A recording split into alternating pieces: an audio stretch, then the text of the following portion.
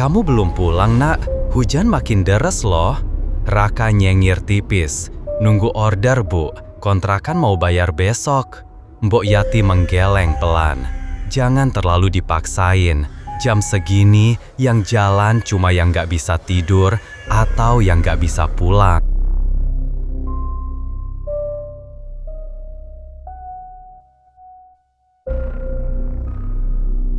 Pernah nggak kamu duduk di warung kopi tengah malam, hujan gerimis, dan dunia terasa terlalu sunyi?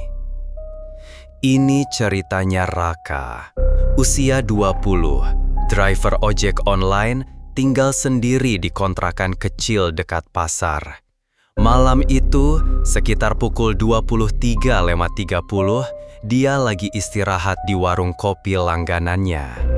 Warungnya kecil, cuma ada 3 bangku kayu, atap seng bocor, tapi selalu hangat karena Mbak Yati, si penjual, selalu bikin kopi yang benar-benar nempel di tenggorokan. Angin malam berhembus pelan, bawa aroma daun basah dan tanah yang baru kena hujan. Di atas kepala, lampu neon warung berkedip-kedip, kayak mau mati. Raka duduk memeluk helmnya, jaket ojol hijaunya basah di bagian pundak, celana jeansnya belepotan lumpur dari jalan berlubang. Ia baru saja selesai antar penumpang ke stasiun dan badannya udah lemas. Tapi matanya nggak bisa tidur. Aplikasi masih nyala, masih online. Ngopi dulu aja deh, katanya pelan sambil menyeruput kopi hitam yang sudah mulai dingin. Mbok Yati ngelirik. Kamu belum pulang, Nak. Hujan makin deres loh. Raka nyengir tipis. Nunggu order, Bu. Kontrakan mau bayar besok. Mbok Yati menggeleng pelan. Jangan terlalu dipaksain. Jam segini yang jalan cuma yang gak bisa tidur atau yang gak bisa pulang. Raka cuma diam, ngerti tapi pura-pura gak ngerti. Hujan makin deras. Suara tetesan di atap seng jadi satu-satunya musik malam itu. Genangan air di depan warung mulai meluas, mencerminkan cahaya kuning yang redup. Udara mulai dingin, nyusup lewat celah jaketnya yang sudah lusuh. Dan tiba-tiba, pling. Tidak ada suara notifikasi, tapi layar ponselnya menyala. Raka menatap, matanya sempat terpejam. Kira-kira dia salah lihat, tapi tidak. Di layar jelas tertulis, order dari rumah sakit lama. Alisnya naik. Rumah sakit lama itu kan udah tutup sejak dulu. Ia menatap Mbok Yati. Bu, ada yang masih pakai rumah sakit itu buat orderan? Mbok Yati berhenti mengelap gelas. Matanya menatap Raka, lalu ke arah jalan gelap di luar.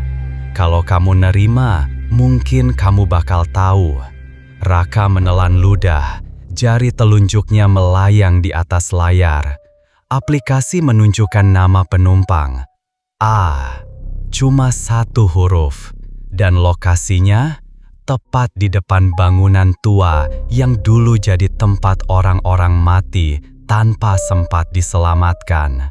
Tanpa suara, tanpa getar, tanpa konfirmasi, Raka menekan tombol terima. Dan di detik itu juga, lampu warung padam. Hanya ponselnya yang masih menyala. Dan dari kejauhan, di tengah hujan, terdengar suara motor tua menyala. Padahal motornya masih diam di depan warung. Dan di detik itu juga, besok malam, dia bakal tiba di rumah sakit itu. Dan saat itu, dia... Setelah lampu warung padam, Raka nggak langsung pergi. Ia duduk diam. 5 detik. 10 detik. Hanya hujan yang bicara. Tapi ponselnya tetap menyala. Driver sedang dalam perjalanan menuju penumpang. Aplikasi nggak main-main, orderan itu nyata. Dan waktu mulai berjalan. Ia bangkit, helm dipakai, jaket ditarik lebih rapat. Bok Yati cuma melihat dari balik meja tanpa kata. "Saya balik dulu, Bu," kata Raka, suaranya parau. Bok Yati mengangguk pelan. "Kalau kamu dengar suara orang menangis, jangan berhenti." Raka menyalakan motornya. Mesinnya nyala dengan suara kasar seperti batuk orang tua. Ia melaju pelan, meninggalkan cahaya warung, masuk ke jalan desa yang gelap. Hujan masih turun. Tetesan jatuh di helm, di jaket, di wajahnya yang mulai berkeringat dingin. Udara malam ini aneh, terlalu sunyi. Jangkrik nggak bersuara. Anjing-anjing yang biasanya menggonggong, diam. Hanya suara motor dan tetesan air yang menemani. GPS menunjukkan rute, lurus terus, belok kiri di pertigaan, lalu lurus 2 kilometer ke rumah sakit tua. Tapi saat Raka sampai di pertigaan, layar ponsel berkedip. Tiba-tiba muncul 2 rute. Satu biru, rute normal. Satu merah, membelok ke jalan setapak sempit, masuk ke hutan kecil di sisi kanan jalan. Jalan itu gak pernah ada. Raka menghentikan motor, matanya bolak-balik antara jalan dan layar. Ini apa? Kenapa ada 2 jalur? Ia mencoba menekan rute biru, tapi GPS langsung kembali ke garis merah. Kenapa gue malah diarahin ke situ? Ia menoleh ke jalan setapak itu. Gelap, pepohonan rimbun, daunnya basah menggantung. Di ujung jalan, kabut tipis mulai naik dari tanah, seperti asap dari kuburan yang baru digali. Dan bau. Ada bau aneh, campuran obat kadaluarsa, tanah basah, dan sesuatu yang manis seperti bunga mati. Raka menarik nafas dalam. Gila, gue nggak mungkin masuk sana. Tapi saat ia ingin putar balik, pling, notifikasi masuk. Penumpang menunggu, waktu tiba 8 menit. Padahal motornya belum bergerak. Ia menatap layar, dan di pojok kanan bawah ada bayangan samar di kaca spion ponsel. Seperti ada yang duduk di jok belakang, tapi Raka sendirian. Ia menelan ludah, jari gemetar menekan gas, motor perlahan masuk ke jalan setapak. Daun menyentuh jaketnya, dahan menggores tang. GPS terus menunjukkan tetap di jalur. Semakin dalam, semakin gelap. Lampu motor gak bisa menembus kegelapan. Dan tiba-tiba, di layar, rute biru menghilang. Hanya tersisa garis merah yang terus mengarah ke sesuatu. Yang bukan cuma rumah sakit, tapi sesuatu yang lebih tua, lebih lapuk, dan lebih menunggu. Dan Raka akan melihat pintu yang terbuka setengah, dan di dalamnya lampu masih menyala. Padahal bangunan itu terbengkalai sejak belasan tahun lalu.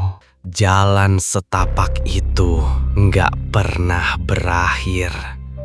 Atau mungkin Raka yang nggak sadar kalau waktu udah berhenti. Motor masuk lebih dalam, daun-daun basah nyeret di jaketnya, ranting patah di bawah roda. GPS di ponsel cuma nunjukin satu arah, lurus. Terus lurus, seperti diarahin oleh sesuatu yang gak pakai logika. Dan tiba-tiba, Jalan habis. Di depannya muncul gapura besi karatan. Di atasnya papan kayu yang nyaris hancur. RSU Kedung Wuluh sejak 1972. Tapi semua tahu rumah sakit ini udah tutup sejak 2010. Setelah kebakaran malam Jumat Kliwon, setelah 17 pasien hilang tanpa jejak, dan setelah katanya suara operator pusat gawat darurat masih terdengar selama 3 hari meski gedungnya udah kosong. Raka turun dari motor, kaki gemetar. Udara di sini lebih dingin, bukan dingin biasa, tapi dingin yang menempel seperti disentuh tangan yang sudah lama mati. Ia menatap layar ponsel. Tiba di lokasi jemput, tapi nggak ada siapa-siapa. Pintu utama terbuka setengah, kayunya lapuk, engselnya berkarat, tapi bergerak pelan. Grik, seolah ditarik dari dalam. "Halo?" panggil Raka, suaranya pecah. "Ada yang order? Saya udah sampai." Nggak ada jawaban, hanya angin yang berdesir, bawa bau obat kadaluarsa, kapur barus, dan sesuatu yang amis seperti darah kering.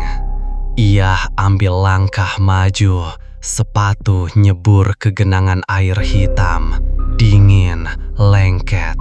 Dan saat ia lewat di depan jendela lantai 1, cahaya menyala, kuning redup dari dalam koridor. Padahal listrik sini mati sejak dulu. Raka berhenti, napas tercekat. Siapa di dalam? Tiba-tiba ponselnya bergetar. Bukan notifikasi, tapi chat langsung dari penumpang. Satu pesan, "Aku di jok belakang." Raka menoleh cepat ke motornya. Joknya turun, seperti ada yang duduk, tapi nggak ada siapa-siapa.